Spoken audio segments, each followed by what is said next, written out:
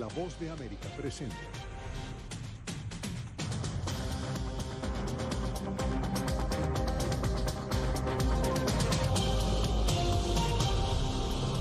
Bienvenidos a Foro de la Voz de América desde Washington. Les saluda Gonzalo Abarca. El COVID-19 vuelve a golpear fuertemente a algunos estados de Estados Unidos. Pese a que sigue creciendo el número de personas vacunadas, también se registra una cifra récord de hospitalizaciones en los Centros para el Control y Prevención de Enfermedades. En medio de este panorama, la Administración de Drogas y Alimentos, la FDA, aprobó una tercera dosis de la vacuna de Pfizer, BioNTech y Moderna para personas inmunodeprimidas. Se ha dictado nuevas medidas de salud según los CDC. Aún el 30% de la población aquí en Estados Unidos queda sin recibir la vacuna. Y bien, para analizar estos puntos, me acompaña desde Maryland el doctor Fabián Sandoval, presidente del Instituto Emerson de Investigación Clínica. Y desde Phoenix, Arizona, el doctor Ricardo Correa, director del Departamento de Diabetes, Endocrinología y Metabolismo de la Universidad de Arizona. Bienvenidos ambos. Pero antes de empezar este análisis, hacemos contacto con nuestro corresponsal en la Casa Blanca, Jorge Agobián. Jorge, ¿qué ha dicho la Casa Blanca sobre el incremento de los casos de COVID y segundo, sobre su campaña de vacunación? Gonzalo, se trata de un mensaje que ha dado el presidente Joe Biden y el mensaje ha sido siempre, esta es una pandemia de los no vacunados, luego de que comenzara el proceso de vacunación masiva en el país. Y asegura esto, dada los números preocupantes para las autoridades sanitarias. 113,000 casos diarios aproximadamente se reportan en personas con nuevos casos de coronavirus, la mayoría de ellos casi exclusivamente entre personas no vacunadas. Al mismo tiempo, las autoridades siguen insistiendo y tomando un tono de voz diferente para llamar a las personas a vacunarse. Entre eso, por supuesto, en estados que son clave en este momento, Florida y Texas. Florida, en este caso, que se convierte en el epicentro de la pandemia en este momento. Fíjate, Florida el epicentro nuevamente, pero Jorge, ¿se han dado nuevas pautas para intentar al menos elevar las cifras de vacunación actuales?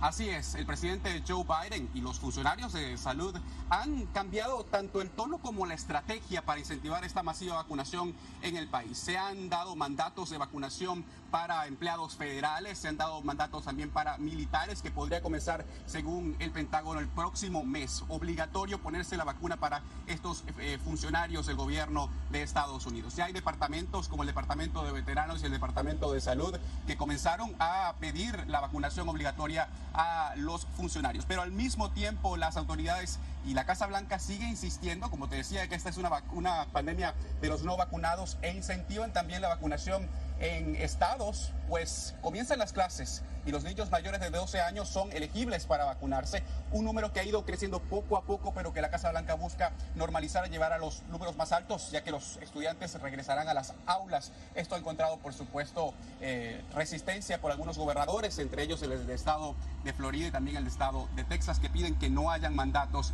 de vacunación a nivel nacional. Gracias a nuestro compañero Jorge Agobián desde la Casa Blanca. Paso ahora con nuestros invitados y es precisamente la primera pregunta para el doctor Sandoval. Desde el punto de vista de salud pública, doctor, ¿hacia dónde se dirige Estados Unidos en este momento?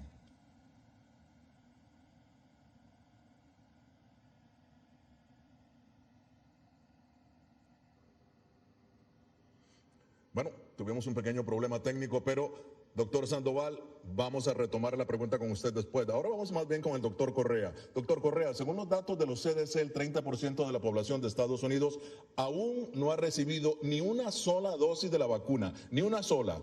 ¿A qué cree usted se debe esta, llamémoslo, resistencia a una vacuna que, de acuerdo con los investigadores, podría ser aprobada definitivamente por la FDA en solo semanas? Sí, muchas gracias, Gonzalo, por la pregunta. Primero que todo, hay que hablar un poco de que cuando decimos 30%, estamos hablando de el total de la población en Estados Unidos. Pero si nos vamos a ir por estado, vamos a ver que no es necesariamente 30% de los no vacunados. Hay estados que tienen mucho más, y más si lo clasificamos por edades. Y estamos viendo que hay una gran parte de la población menor de 40 años donde no se quieren vacunar. Un ejemplo es el estado de aquí de Arizona, donde solamente el 25% de la población menor de 40 años se ha vacunado. O sea que tenemos un 75% que no se ha vacunado. Y las principales razones para esto han sido la desinformación masiva que se ha promovido a través de las redes sociales, usando cosas que no son ciertas, mitos, leyendas sobre la vacuna que no son ciertas. Y entonces las personas al tomar su decisión no se basan en decisión informada en evidencia científica, como es leyendo las reglas del CDC o leyendo ciertas sociedades médicas que han publicado mucha información, sino que se basan en lo que encontraron en WhatsApp, lo que encontraron en YouTube, y entonces no se basan. Ahora, una pregunta para ambos, y es que de acuerdo a la experiencia que tienen ambos, vamos a ver, aquí está el argumento. ¿Qué tanta validez hay en ese argumento de que esta vacuna necesita más investigación por sus efectos a futuro? Es que estas vacunas fueron desarrolladas y administradas en menos de 2 años, doctores, y por lo general, las vacunas en el pasado han requerido mucho más tiempo. Voy a empezar con usted, doctor Sandoval. Pues mira, nosotros, eso es nuestro día a día, es la investigación clínica.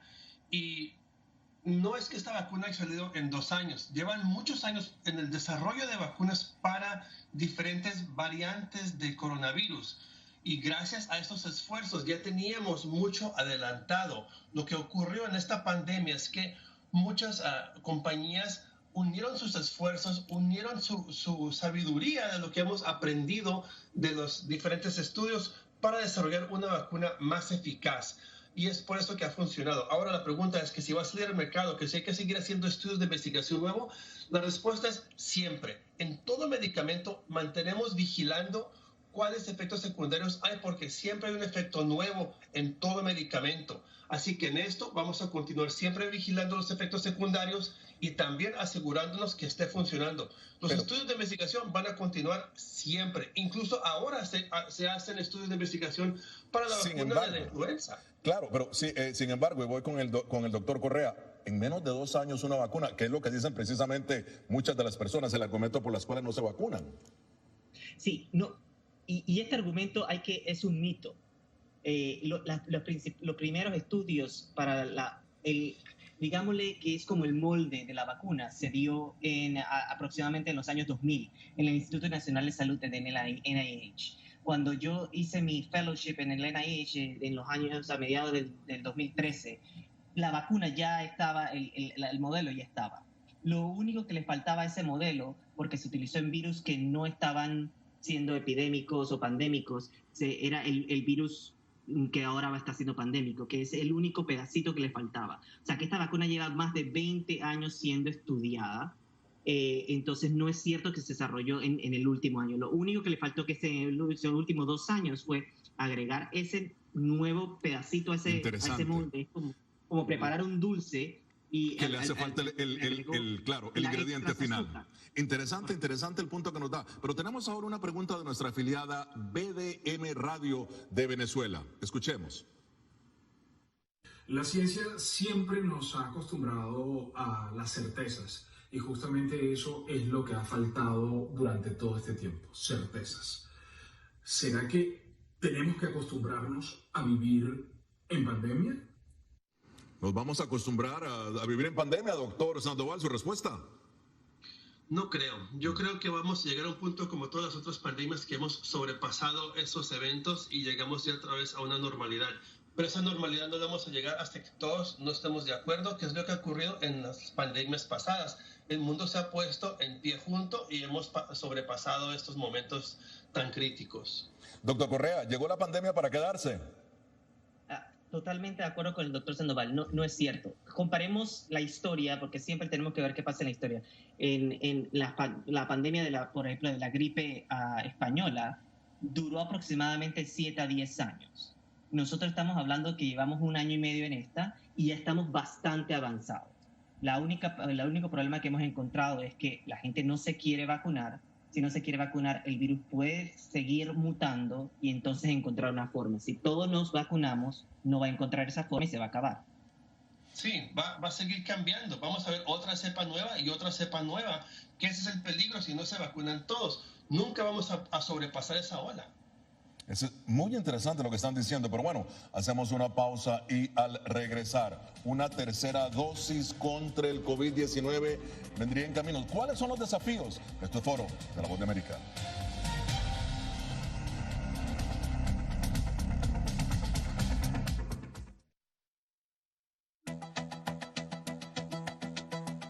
En momentos de crisis políticas y sociales, algunos gobiernos autoritarios recurren al bloqueo del acceso a Internet como herramienta para detener la información que entra o sale de su país.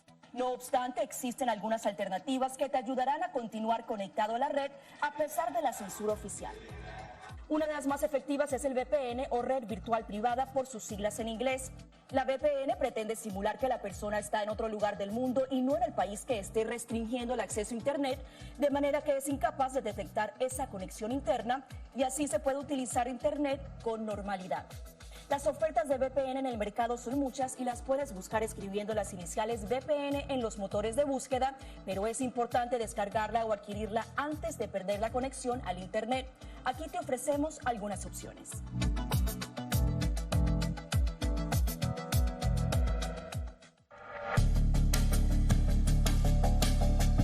Durante el brote del COVID-19, los estafadores pueden tratar de aprovecharse de personas vulnerables a través de diversos métodos que van cambiando con frecuencia. Es posible que lo contacten por teléfono, correo electrónico, mensajes de texto, correo postal o redes sociales.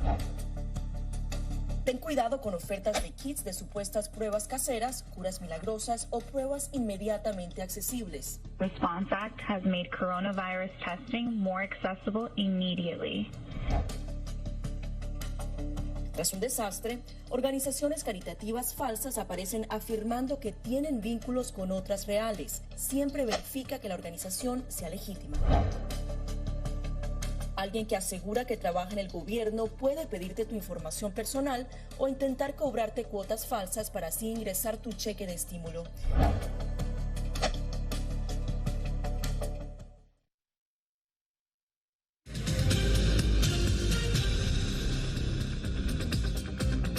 Continuamos en Foro de la Voz de América. La cifra de hospitalizaciones por el coronavirus debido a la variante Delta ya superó los 70,000 en Estados Unidos. Según los Centros para el Control y Prevención de Enfermedades, es una cifra muy por encima del máximo del verano pasado, ya que las nuevas admisiones diarias a los centros de salud superaron las 15,000. La FDA aprobó una tercera dosis para personas inmunodeprimidas. Bien, y continúa con nosotros el doctor Fabián Sandoval, presidente del Instituto Emerson de Investigación Clínica, y el doctor Ricardo Correa, director del Departamento de Diabetes, Endocrinología y Metabolismo de la Universidad de Arizona. Doctor Correa, ¿cuál es la razón principal por la cual las personas con sistemas inmunológicos comprometidos necesitan esta tercera dosis según los CDC? Sí, y la razón principal es porque todo esto se basa en ensayos clínicos.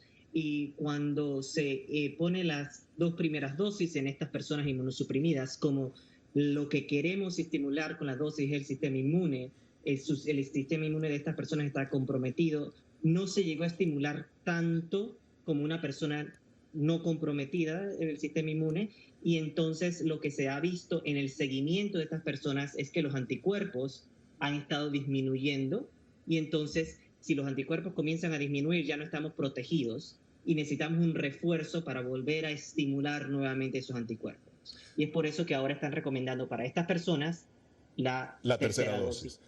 Una dosis de refuerzo, como muchas otras vacunas la tienen. Muy bien. Ahora, doctor Sandoval, vamos a dejar eso a un lado y vamos a ver, para el común de las personas, ¿es necesaria, cree usted, una tercera dosis contra el COVID-19 debido a las variantes? ¿Cree usted que pasará, digamos como la influenza, por ejemplo, ¿no?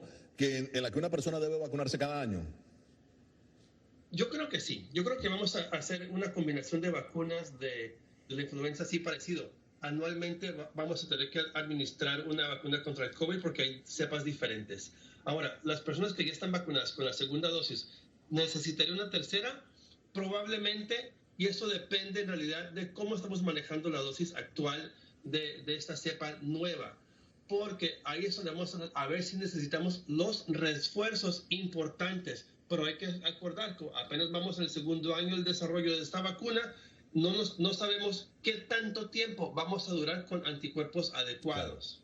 Claro. Ahora, doctor Correa, ¿en cuánto tiempo cree usted que llegaremos a alcanzar la llamada inmunidad de rebaño? Una excelente pregunta, y creo que esto depende de cada una de las personas que están viendo el programa y de sus familiares y sus amigos. Podemos llegar a la inmunidad de rebaño el día de mañana si todo el mundo que no se ha vacunado se va a vacunar. Pero conociendo la condición humana y más la condición de esta enfermedad que se ha politizado mucho más que nada, entonces no hay fecha, porque dependía de cada uno de los seres humanos de tomar una decisión que tienen que tomar, que tienen que basarse en evidencia, y apenas que se pase esto, entonces podemos ver que podemos llegar a esta inmunidad de rebaño. Una pregunta difícil, eso es lo más triste. Eso es lo más triste, lo más triste y más frustrante para nosotros, que la gente no lo está viendo por el lado de salud. Afortunadamente en este programa, personas a través del mundo se dan cuenta de lo importante que es vacunarse. Pero aquí en este país, en Estados Unidos, la gente le ha buscado el lado político y no se están vacunando en realidad por ignorancia de la salud. Y es nuestra labor educar a la comunidad y seguir dándoles buena información para que se vacunen. Y están cayendo hospitalizados, y ya que están hospitalizados, se están arrepintiendo y ya están diciendo, me hubiera vacunado. Amigos, es muy tarde. Quiero retomar lo que están hablando ustedes sobre el tema de la politización, como le llaman ustedes, sobre el uso de la mascarilla. Veamos lo que dice el gobernador de Florida, Ron DeSantis. Pero también hay una situación donde muchos padres vienen a mí o a la Junta de Educación diciendo que es difícil para sus hijos usar la mascarilla por 8 horas. No es natural. Aún no se han estudiado los efectos que esto puede causar. El presupuesto de los Institutos Nacionales de la Salud es de $42,000 millones y desde que empezó la pandemia no han invertido ni un centavo en estudiar el efecto de la mascarilla en los niños. El uso de la mascarilla es una decisión que los padres deben adoptar. Su lectura sobre esta opinión del gobernador DeSantis. Empiezo con usted, doctor Correa. Primero que todo, la mascarilla no es algo nuevo. Los cirujanos utilizan mascarillas y hay cirugías, para todo no es común que hay cirugías que demoran 12, 14, 16 horas. Y estas mascarillas, nada le ha pasado a los cirujanos, han vivido toda una vida y ninguna complicación. Entonces, esto es un mito que hay que aclararle a la población. Las mascarillas se han utilizado por muchas décadas en la medicina y los médicos siguen estando igual de sanos que antes. Entonces, se han hecho estudios en personas que utilizan mascarilla para ver si hay un poquito de disminución de oxigenación, si hay aumento del CO2, nada lo han demostrado. Entonces, claramente las mascarillas son un mecanismo de precaución. Si vemos, hay una teoría del queso suizo donde hay muchos huecos. Para poder prevenir una enfermedad hay que tapar todos esos huecos. La vacunación es una, el uso de mascarillas es otra, y la tercera sería la distancia física. Las mascarillas en menores de 2 años, solamente aclarar, en menores de 2 años por el hecho de sofocación, posiblemente en esa edad sí no se debería utilizar, en menores de 2 años. Pero mayores de 2 años sí. Pero ahora, doctor Sandoval, el gobernador DeSantis diciendo que $42,000 millones es el presupuesto de los Institutos Nacionales de la Salud y no se ha hecho ninguna investigación sobre el uso de mascarilla en estudiantes. ¿Su respuesta? No es necesario, es una ridiculez invertir dinero en algo que no se necesita estudiar. Esos recursos que piensan utilizar, tenemos que seguir invirtiéndolos en los estudios de investigación actual. Eso es lo que sirve. Y lo que a mí me frustra es que nosotros estamos estudiando medicina, salud, para salvar vidas. No nos pusimos a estudiar política. Los políticos se pusieron a estudiar política. Cada uno, como me enseñaron en mi escuela, zapatero a sus zapatos. Ustedes hagan caso a las personas indicadas que estudiamos lo adecuado. Porque yo no sé de mecánica, yo no sé arreglar un avión, yo no voy a poner a arreglar un avión, yo sé arreglar personas. Escúchenme a mí, cuando se suben a un avión, pregúntenle al piloto. Bueno, hacemos una pausa. Esto es Foro de la Voz de América. Nosotros ya regresamos. Muy bien.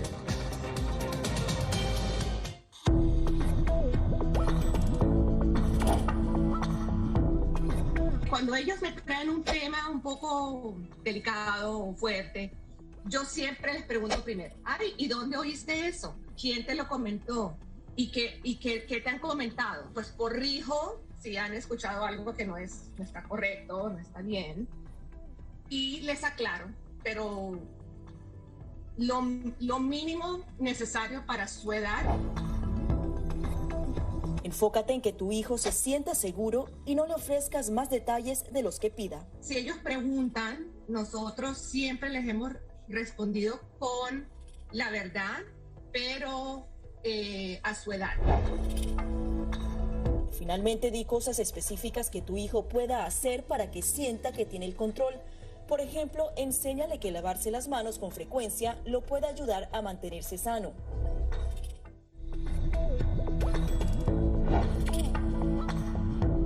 No permitas que interactúe con personas o animales fuera de la casa.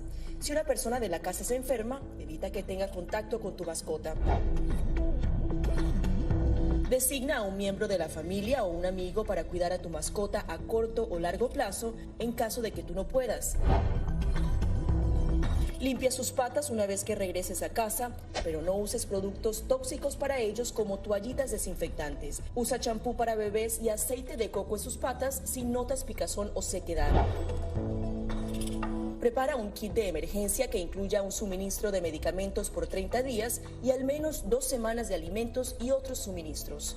Asegúrate de que todas las mascotas lleven collares y etiquetas con información actualizada como nombre, número de teléfono y necesidades médicas urgentes.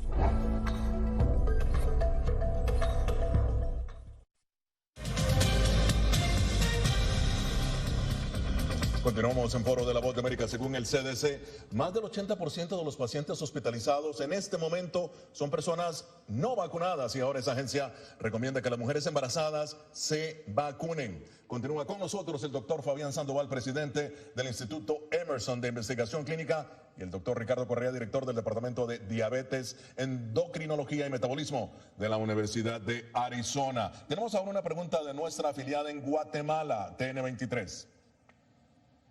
Centroamérica preocupa mucho el paso de migrantes que no están vacunados y que se dirigen a otros países. ¿Cómo esto puede impactar en la lucha de la pandemia, las medidas que se tienen en cada país? Doctor Correa, usted está en un estado fronterizo. ¿Su respuesta?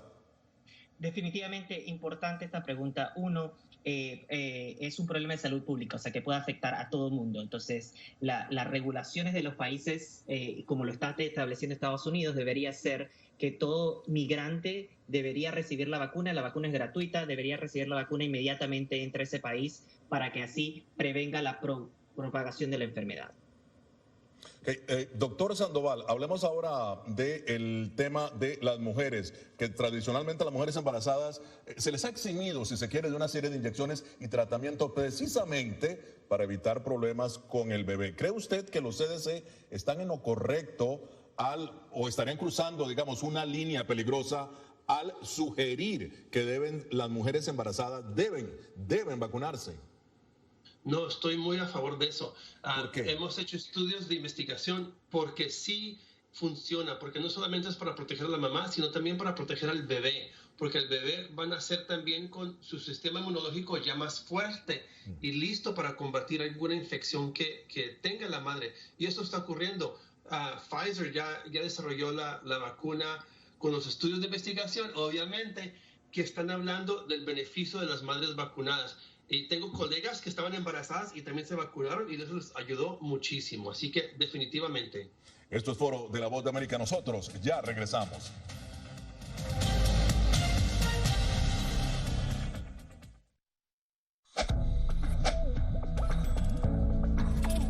La Organización Mundial de la Salud asegura que las mascarillas son esenciales para eliminar la transmisión del nuevo coronavirus y salvar vidas. Por ello recomienda su uso cuando se está en lugares concurridos, donde no se pueda mantener el distanciamiento social y en lugares con poca ventilación. Cuando se habla de mascarillas para protegerse del COVID-19, se refieren generalmente a la mascarilla quirúrgica, el respirador N95 o las de tela. Las mascarillas quirúrgicas planas, rectangulares y desechables protegen al portador de gotas de partículas grandes del virus e impiden que los enfermos la esparzan cuando tosen o estornudan. Los expertos advierten que solo deben ser usadas una vez. El respirador N95 de forma oval y más ajustado a la cara tiene una válvula de exhalación que ayuda con la humedad y el calor cuando respiramos. Además de filtrar partículas grandes, puede impedir que pase el 95% de las partículas pequeñas de virus y bacterias. Ante la escasez, muchos han recurrido a hacer sus propias mascarillas y, en efecto, los expertos confirman que estas mascarillas caseras pueden ser efectivas.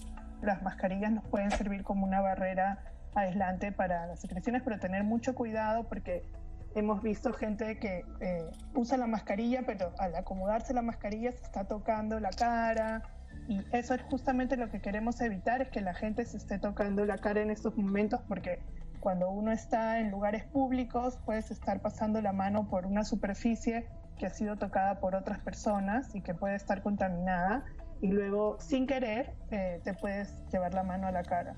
Para más información visita nuestra página web y síguenos a través de las redes sociales bajo @Voz de América.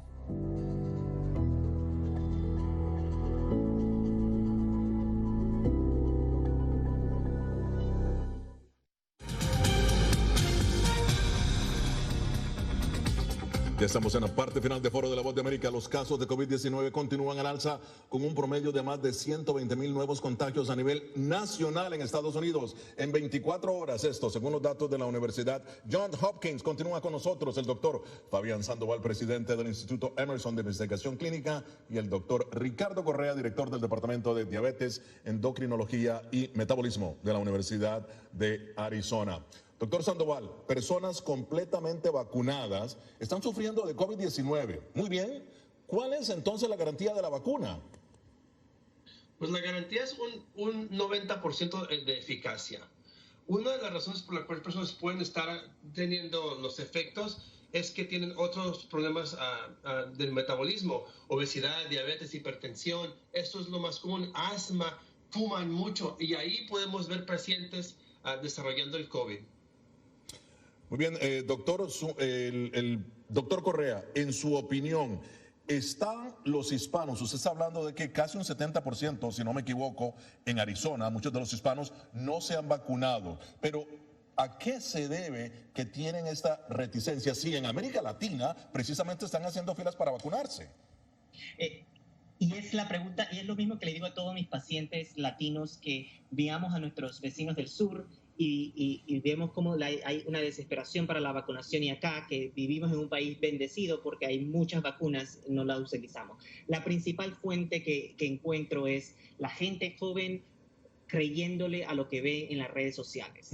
Y siempre entonces vienen con esos criterios, y entonces es muy difícil convencerlos porque ven un video que a alguien se le pegó una cuchara en el área de la vacunación, y entonces que hay algo metálico. Todas estas cosas no son ciertas. Vayan a las fuentes certeras, a las organizaciones médicas o al Centro de Control de Enfermedades de Atlanta, donde van a encontrar la información adecuada.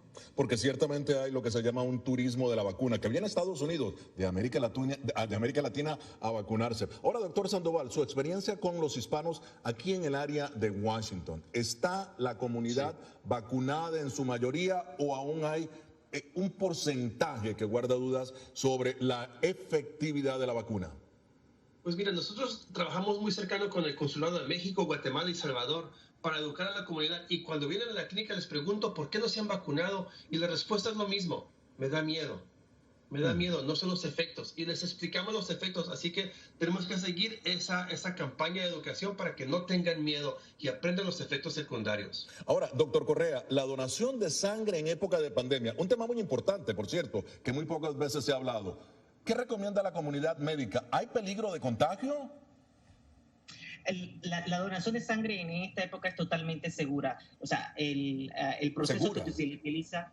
El proceso que se utiliza para cuando se dona sangre es, se chequea primero que todos estos anticuerpos, todos estos antígenos si hay, y si la sangre tiene alguna contaminación no pasa. Entonces es totalmente segura. Aunque la persona haya sufrido de COVID. Aunque a la persona haya sufrido de COVID. Muy bien, gracias al doctor Fabián Sandoval y al doctor Ricardo Correa. Muy amables, llegamos al final de esta edición de Foro. Nos vemos la próxima semana con el análisis más allá de los titulares. Desde Washington les habló Gonzalo Abarca.